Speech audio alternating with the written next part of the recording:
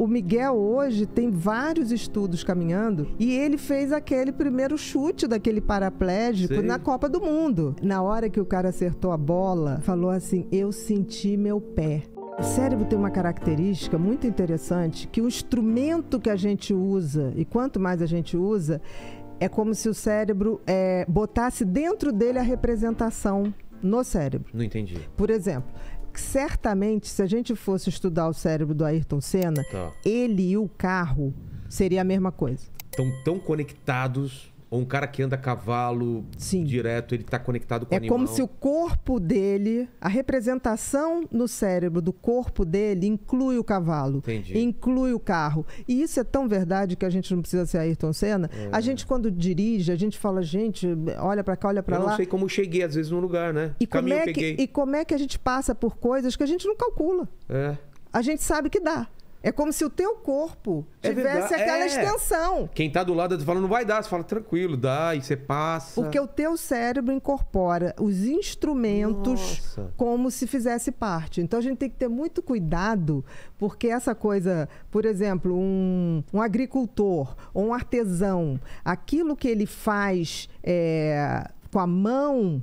Torna-se uma extensão? Uma extensão dele.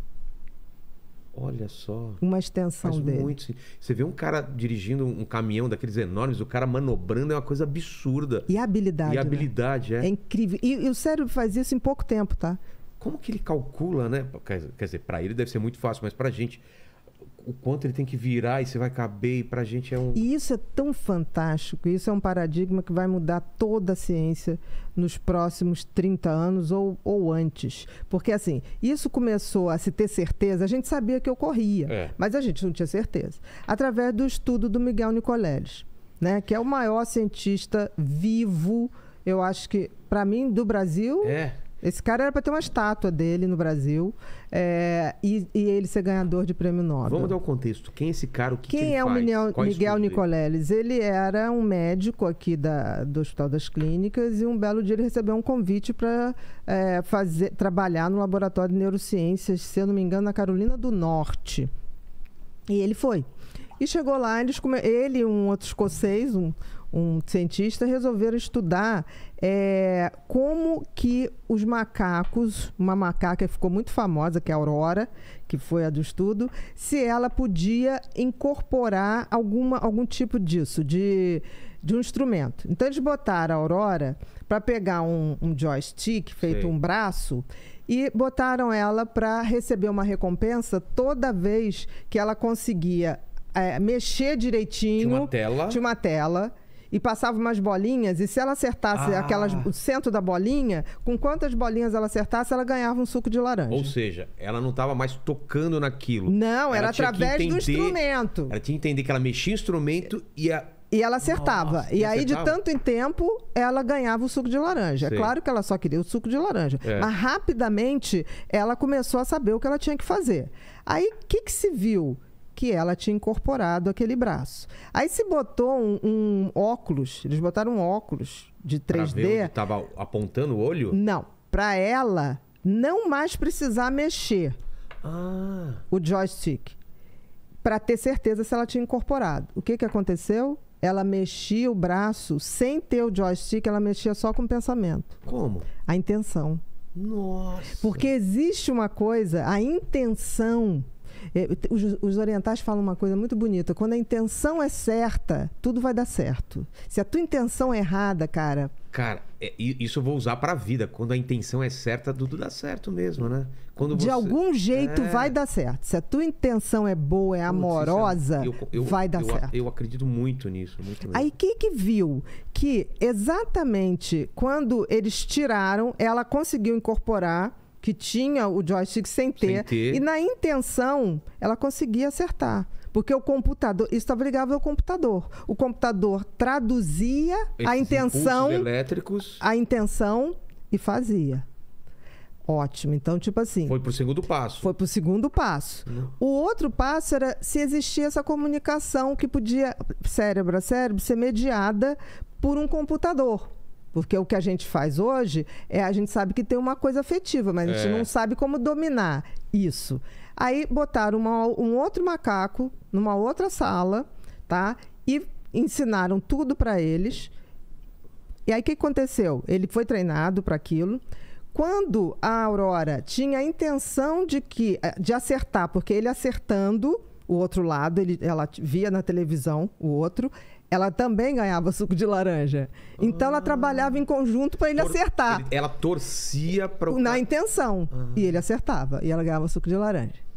O que isso... Depois se viu que esse macaco podia estar aqui ou no Japão.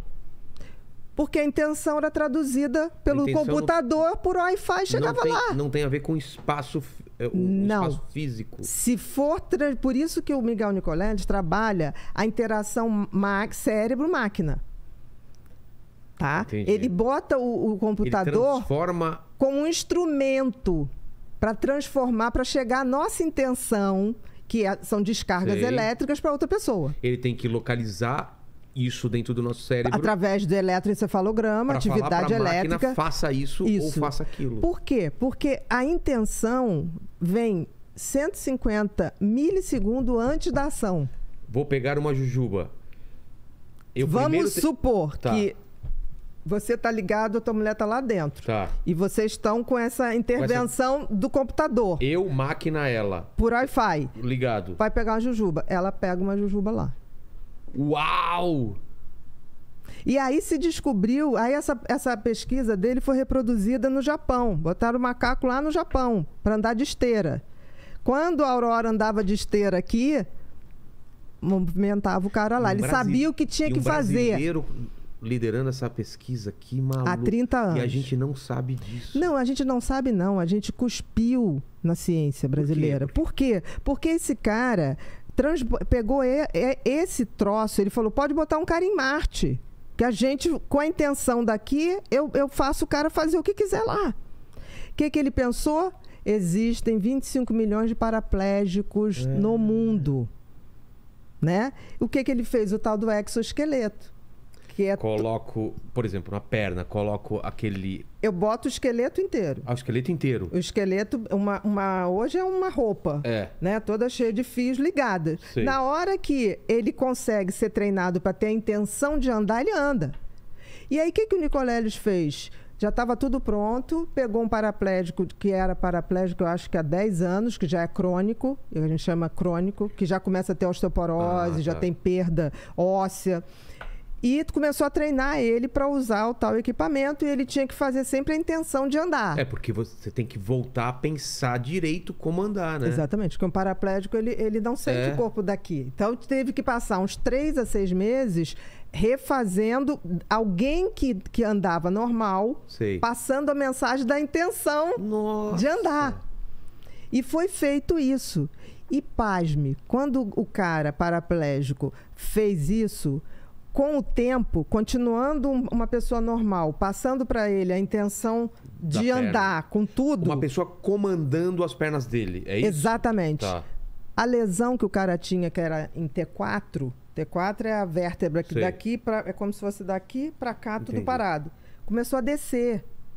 Hoje o cara tá com lesão em lombar. Que dor. Ele já recuperou toda a sensação daqui e o movimento daqui. Então, assim, é tão surreal que isso é o tal... curar seu corpo com a intenção do outro. Olha a comunicação dos cérebros. E por isso que é o tal do termo que eles criaram, Miguel Nicoleles, BrainNet. É a internet dos cérebros. Nossa, que isso é ficção científica... Não, quando ele foi dar uma palestra numa coisa de ficção científica, foi muito engraçado que nos caras especializados de ficção científica, numa feira assim de ficção científica, ele foi dar a palestra falando dessas descobertas. O cara que veio depois dele falou assim, pô, agora você me quebrou, porque o que você falou, nada do que eu fale vai ser tão interessante. Então, assim, o Miguel hoje tem vários estudos caminhando e ele fez aquele primeiro chute daquele paraplégico na Copa do Mundo. E você sabe a sacanagem que fizeram com o cara, né? Não, o que aconteceu? Prometeram inicialmente que ele ia ter 10 minutos para entrar com o cara andando no gramado, na abertura da Copa do Mundo, que foi aqui, né? Não foi no Corinthians? Foi no Corinthians, aqui em São Paulo. Itaquerão, e a final, né? no Itaquerão. Itaquerão. Que agora é Neoquímica Arena. E o final foi no Maracanã. Isso mesmo. Ele tinha 10 minutos. Ele tinha 10 minutos, tava tudo certinho, o cara sendo treinado, papapá.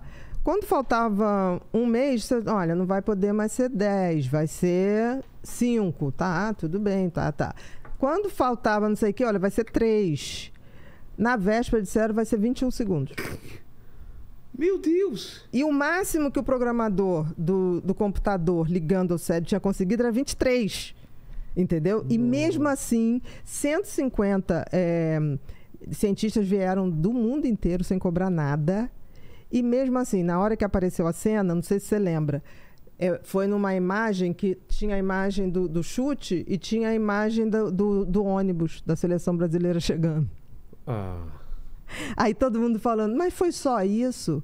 Cara, aquele cara não andava. Não tinha ideia do que era. O cara, na hora que o cara acertou a bola, o cara falou assim, eu senti meu pé.